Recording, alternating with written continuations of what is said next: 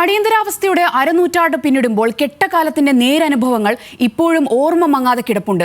കക്കയം ക്യാമ്പിലെ പൊള്ളുന്ന ഓർമ്മകൾ, അടിയന്തരാവസ്ഥയ്ക്കെതിരായ തീവ്ര പോരാട്ടത്തിന്റെ ബാക്കി പത്രങ്ങൾ, മറവിക്ക് വിട്ടു നൽകാതെ രാജ്യം കാത്തുസൂക്ഷിക്കുന്ന മുറിപ്പാടുകൾ ഓർത്തെടുക്കുകയാണ് അതേ അടിയന്തരാവസ്ഥയുടെ തിക്തഫലം പേറിയ ഒരു പിടി മനുഷ്യർ. രതീഷ് വാസുദേവൻ തയ്യാറാക്കിയ റിപ്പോർട്ട് കാണാം. ജനാധിപത്യത്തിന്റെ നന്മയെ പൂർണ്ണമായും ചോർത്തിക്കളഞ്ഞ 27 ഇരുണ്ട മാസങ്ങൾ. ലോകത്തിലെ വലിയ ജനാധിപത്യ രാജ്യമായ ഇന്ത്യയെ മറ്റു രാജ്യങ്ങളുടെ മുന്നിൽ കളങ്കപ്പെടുത്തിയ അടിയന്തരാവസ്ഥയുടെ ഓർമ്മകൾക്ക് 50 ആണ്ട്.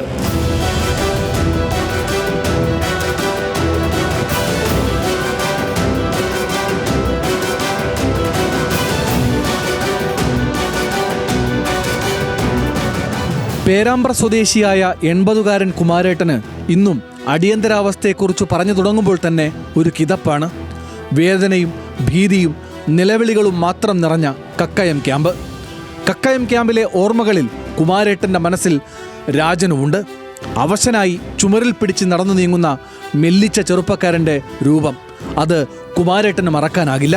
3 ദിവസത്തോളം ഞങ്ങൾ അവിടെ ഇട്ടു. അപ്പം ഞങ്ങൾ പുറത്ത് മൂത്രമൊഴിക്കാൻ പോലീസിൻ്റെ അകമ്പടിയോടുകൂടി പുറത്ത് പോവും. അന്നേരം ഒരു ചെറുപ്പക്കാരനെ അവിടെ ഞങ്ങൾ കണ്ടു. അയാൾ തീരെ അവശനാണ്. അവനിങ്ങനെ ചുമര് പിടിച്ചാണ് പോകുന്നത്. മൂത്രം ഒഴിക്കുമ്പോൾ വരുന്നത് ചുവന്ന വെള്ളം, ചോരയാണ് വരുന്നത്.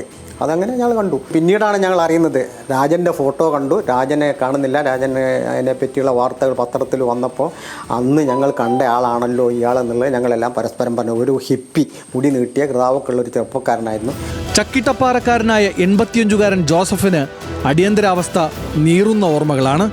ചക്കിട്ടപ്പാറ അങ്ങാടിയിൽ അടിയന്തരാവസ്ഥ അറബിക്കടലിൽ എന്ന് മുദ്രാവാക്യം വിളിച്ചതിനാണ് ജോസഫിനെ വീട്ടിലെത്തി പോലീസ് അറസ്റ്റ് ചെയ്തത്. വീട്ടിൽ നിന്ന് ആരും പുറത്തിറങ്ങാത്തൊരവസ്ഥയാണ്. ആ സമയത്ത് ജൂലൈ 2-ാം തീയതി ഞങ്ങൾ 5-6 കൂടി ചക്കിട്ടപ്പാറ അങ്ങാടിയിൽ ഒരു പ്രകടനം നടത്തി. രാവിലെ 10 മണിക്ക് അടിയന്തരാവസ്ഥ അറബിക്കടലിൽ, ഇന്ദിരാഗാന്ധി മുർദാബാദ് തുടങ്ങിയ മുദ്രാവാക്യമാണ് വിളിച്ചത്. പെട്ടെന്ന് നടത്തി ഞങ്ങൾ ഒഴിഞ്ഞു. കാരണം ഇടയ്ക്ക് പോലീസ് വരും. 9-ാം തീയതി പോലീസ് പാർട്ടി വന്ന് പെട്ടെന്ന് രാവിലെ ഒരു 8 മണിയായപ്പം ഞങ്ങളുടെ ലോക്കൽ കമ്മിറ്റി മെമ്പർമാരായിട്ടുള്ള CC വയ്യർ, KK ബാസുവും ഞാൻ ഉൾപ്പെടെ അറസ്റ്റ് ചെയ്തു.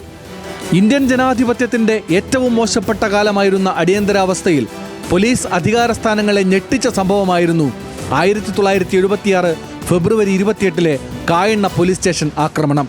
അടിയന്തരാവസ്ഥയുടെ ഭീതികൾക്കിടയിലും സ്റ്റേറ്റ് അജേയരല്ല എന്ന് സാമാന്യ ജനതയ്ക്ക് ബോധ്യപ്പെടുത്തുകയായിരുന്നു പോലീസ് സ്റ്റേഷൻ ആക്രമണത്തിന്റെ ലക്ഷ്യമെന്ന് കായണ്ണ ആക്ഷൻ സൂത്രധാരൻ P. സോമശേഖരൻ പറയുന്നു. എല്ലാ തരത്തിലുള്ള നൃശംസതകളുടെ ഒരു ഭാഗമായിരുന്നു അവിടുത്തെ പോലീസ്. അപ്പോൾ അവിടെ പോയി ഞങ്ങൾ ആക്രമിച്ചു എന്ന് പറഞ്ഞാൽ ഞങ്ങളെ ആക്രമിക്കാൻ പോകുന്ന ആരോഗ്യമോ ആക്രമണ വൈദഗ്ധ്യമോ ഒന്നുമുള്ള ആളുകളില്ല. അതിനുള്ള പറ്റിയ ആയുധങ്ങളോ ഒന്നും ഞങ്ങളുടെ കയ്യില്ല. ആ കൂടി എന്തെങ്കിലും മാരകമായിട്ടുണ്ടെന്ന് പറഞ്ഞാൽ ഈ ഏറുപടക്കം പോലുള്ള കുറച്ച് ബോംബ് അതൊന്നും എറിഞ്ഞ് പൊട്ടിയിട്ടില്ല, ഞങ്ങളുടെ കയ്യിലില്ല. കുറച്ച് ഇരുമ്പ് പേടിയും കുറച്ച് വേലിപ്പത്തിനും ഒക്കെയാണ് ഞങ്ങളുടെ 2-3 കത്തിയൊക്കെ ഞങ്ങളുടെ കയ്യിലുള്ളത്. കത്തി എന്ന് പറഞ്ഞാൽ അങ്ങനെ വലിയ.